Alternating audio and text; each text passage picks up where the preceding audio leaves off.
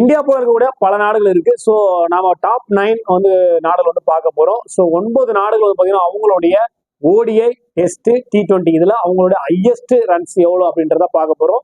So பார்க்க போது நம்ம சேனலை ஃபர்ஸ்ட் டைம் தான் பாக்குறீங்கன்னா கண்டிப்பா கிரிக்கெட் உங்களுக்கு ரொம்ப பிடிக்கும். நம்ம சேனலை சப்ஸ்கிரைப் பண்ணிச்சுக்கோங்க. அப்பதான் கிரிக்கெட் சம்பந்தமா நம்ம போடக்கூடிய அற்புதமான பல உண்மையான தகவலாம் உங்களுக்கு தெரிஞ்சுட்டே இருக்கும். அதை பார்த்து நீங்க பயன்பெற முடியும். வாங்க இப்ப நம்ம வீடியோக்குள்ள போலாம். இந்த உலகத்தை கலக்கி வச்சிருக்கக்கூடிய உலக கிரிக்கெட் நாடுகளை பத்தின முழு தகவலை தெரிஞ்சுக்கலாம். கிரிக்கெட் அப்படின்னு சொன்னாலே சின்ன குழந்தைங்களும் பெரிய வரைக்கும் ரொம்ப வந்து பார்த்தீங்கன்னா விரும்பி பார்ப்பாங்க. செம்ம என்ஜாய்மெண்ட் அப்படின்னு சொல்லலாம். ஸோ அது ஓடியா இருக்கட்டும், டெஸ்டா இருக்கட்டும், T20 இருக்கட்டும், இது எல்லா தர போட்டியிலும் வந்து பார்த்தீங்கன்னா எல்லா நாடுகளும் பார்த்தீங்கன்னா அவங்களோட ஆதிக்கத்தை செலுத்திருக்காங்க. ஸோ அப்படிதான் நம்ம 9 நாடுகள் பத்தி தகவலை பார்க்க போறோம். அது 9வது இடத்துல இருக்கக்கூடிய நாடு அவங்களுடைய test T20 ODI highest score தான் நம்ம பார்க்க போறோம். ஸோ அதுல 9வது இருக்கக்கூடிய நாடு எந்த நாடு கேட்டா பங்களாதேஷ் தான். ஸோ பங்களாதேஷோட T20யோட ஹையஸ்ட் ஸ்கோர் எவ்வளவு கேட்டா 215 ரன் 5 விக்கெட்டுக்கு வந்து அடிச்சிருக்காங்க. ஸோ இதுதான் அவங்களுடைய ஹையஸ்ட் ஸ்கோரா பார்க்கப்படுது. ஸோ பங்களாதேஷ் வந்து பாத்தீங்கன்னா ஒரு சிறப்பான நாடு தான். சிறப்பான பேட்டர் வந்து அதிகப்படியமா இருக்காங்க. அதுல குறிப்பா பாத்தீங்கன்னா தமீம் அப்படின்னு சொல்லிட்டு ஒரு பெரிய பிளேயர் இருக்காரு. சமீபத்துல வந்து அவர் ரிட்டையர் ஆயிட்டாரு. ஆனா சிறப்பாக விளையாடக்கூடிய ஒரு பிளேயர் அவரு. ஸோ அவருக்கு அடுத்தபடியா பாத்தீங்கன்னா சகிப் உல் ஹசன் அப்படின்னு சொல்லுவாங்க. அவரும் வந்து ஒரு தரமான பேட்டர் தான் அந்த அணியோட. ஸோ இது மட்டும் இல்லாம சகிப் உல் ஹசன் அணி தலைவராகவும் இருந்திருக்காரு. இவங்களுடைய ஓடிஐ ஸ்கோர் எவ்வளவு கேட்டீங்கன்னா 349 ரன் வச்சிருக்காங்க, 6 விக்கெட் இருந்திருக்காங்க. இதுதான் ஒரு நாள் சர்வதேச கிரிக்கெட்ல பங்களாதேஷ் அடித்த 349 ரன் வந்து ஹையஸ்ட் ரன்னா பார்க்கப்படுது. இது மட்டும் இல்லாம டெஸ்ட்ல அவங்களுடைய ரன்ஸ் எவ்வளவு கேட்டீங்கன்னா 638 ரன் வந்து அடிச்சிருக்காங்க 2 இன்னிங்ஸ் சேர்த்து. இதுதான் அவங்களுடைய அதிகபட்ச ரன்னா பார்க்கப்படுது. இந்த அளவுக்கு ஒரு தரமான பேட்டிங் செய்யக்கூடிய ஒரு அணி பங்களாதேஷ் அணி சொன்னா அதுல மாற்றுக்கிறது இல்லை. அந்த அளவுக்கு பாத்தீங்கன்னா பல சர்வதேச அணிகளுக்கு டஃப் கூடுற விதத்துல கண்டிப்பா பங்களாதேஷ் அணி இருந்திருக்காங்க அப்படின்னு சொல்லலாம். ஒரு வேர்ல்டு கப்ல நம்ம இந்திய அணிக்கு பெரிய டஃப் கொடுத்தாங்க. அந்த அளவுக்கு ஒரு தரமான அணி நம்ம பங்களாதேஷ் அணி. அதுல எந்த விதமான மாற்று கருத்தும் கிடையாது. பங்களாதேஷ் அணியை தொடர்ந்து 8வது இடத்துல கூடிய உலக ஜாம்பவான் வெஸ்ட் இண்டீஸ் அணி தான். இவங்களுடைய T20 ஹையஸ்ட் ஸ்கோர் எவ்வளவு 258 ரன் அடிச்சிருக்காங்க, 5 விக்கெட் எழுந்திருக்காங்க.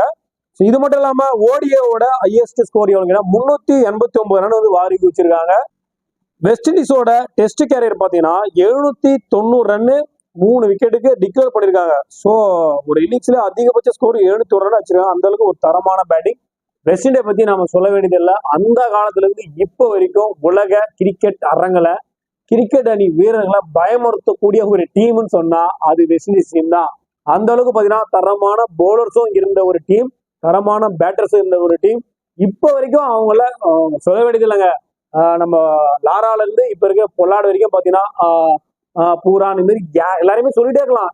அவங்க நம்ம சொல்லவே முடியாது. அந்த அளவுக்கு பாத்தீங்கன்னா எல்லாரையும் பயமுறுத்தக்கூடிய ஒரு டீம் நிறைஞ்ச அணின்னு பாத்தீங்கன்னா அது வெஸ்ட் இண்டீஸ் டீம் தான். 7வது இடத்துல இருக்கக்கூடிய டீம் எந்த டீம் கேட்டீங்கன்னா பாகிஸ்தான். ஸோ பாகிஸ்தான் வந்து பாத்தீங்கன்னா T20 கேரியர்ல 232 ரன் வந்து அடிச்சிருக்காங்க, 6 விக்கெட் இழப்புக்கு.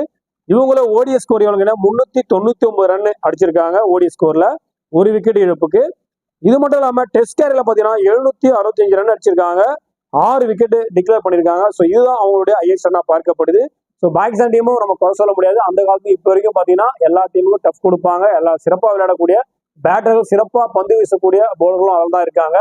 உலகத்திலே அதிக பவுலிங்ல ஸ்பீடு போடக்கூடிய ஒரு பவுலர் இருந்த அணின்னு கேட்டீங்கன்னா அது பாகிஸ்தான் அணி தான்.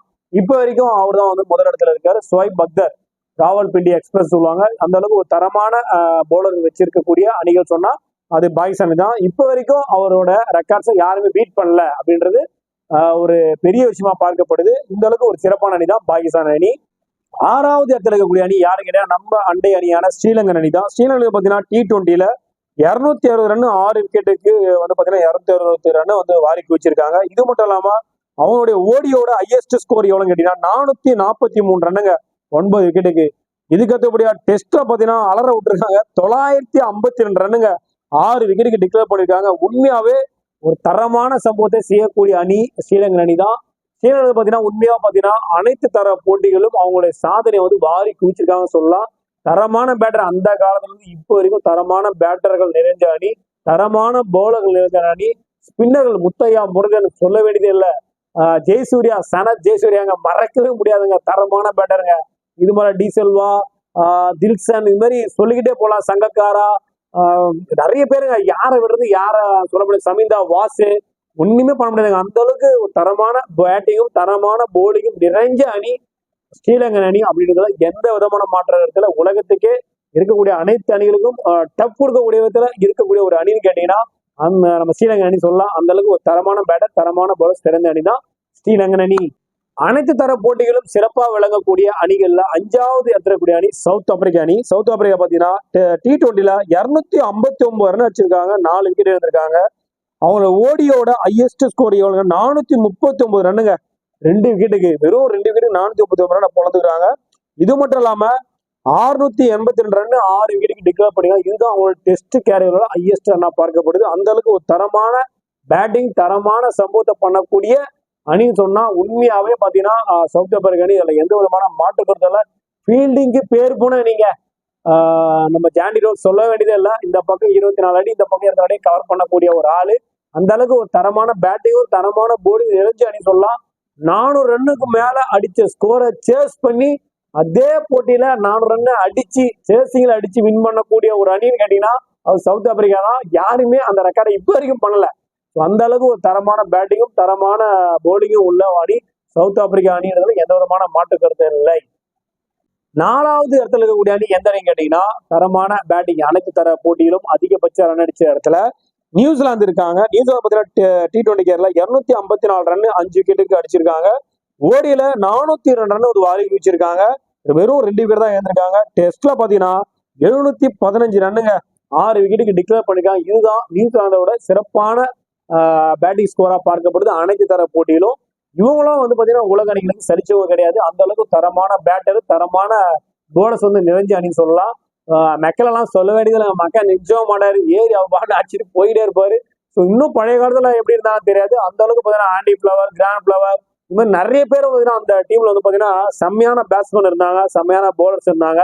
நியூசிலாந்து பாத்தீங்கன்னா போல்டு, சவுதி இதெல்லாம் பாத்தீங்கன்னா இப்ப கரண்ட்ல இருக்கிற போயிடும். அப்போ அந்த காலத்துல யார் போட்டிருப்பாங்க தெரியல. அந்த அளவுக்கு தரமான போல் பாத்தீங்கன்னா போல்டு எல்லாம் சொல்ல வேண்டியது இல்லைங்க. ஃபர்ஸ்ட் ஓவர்ல விக்கெட் எடுத்துருவாரு. இதுதான் போல்டோட சிறப்பான அம்சம். எவ்வளவு ஃபாஸ்டஸ்ட் போலர் இருந்தாலும் ஆனா போல்டோட ஒரு ட்ரெண்ட் என்ன கேட்டீங்கன்னா எந்த போட்டியா இருந்தாலும் அதுல ஃபர்ஸ்ட் ஓவர்ல ஒரு விக்கெட் எடுத்துருவாரு. 75% அவர் விக்கெட் எடுத்துருவாரு. அந்த அளவுக்கு ஒரு தரமான போலிங் வச்சக்கூடிய அணி தான் நம்ம நியூசிலாந்து அணி. ஸோ எல்லா நாடுகளும் டப் கொடுக்கறதுல ஒரு தரமான பேட்டிங் நிறைஞ்ச அணின்னு கேட்டீங்கன்னா நியூசிலாந்து அணி சொல்லலாம். அந்த அளவுக்கு மாற்று கருத்தே கிடையாதுங்க. அனைத்து தர போட்டியிலும் அவங்களுடைய highest score, highest wickets, highest records நம்ம பார்த்துட்டு இருக்கோம். அப்படி டாப் 3க்கு நம்ம வந்துட்டோம். அந்த 3வது எத்தக்கூடிய அணி யாருன்னு கேட்டீங்கன்னா இங்கிலாந்து.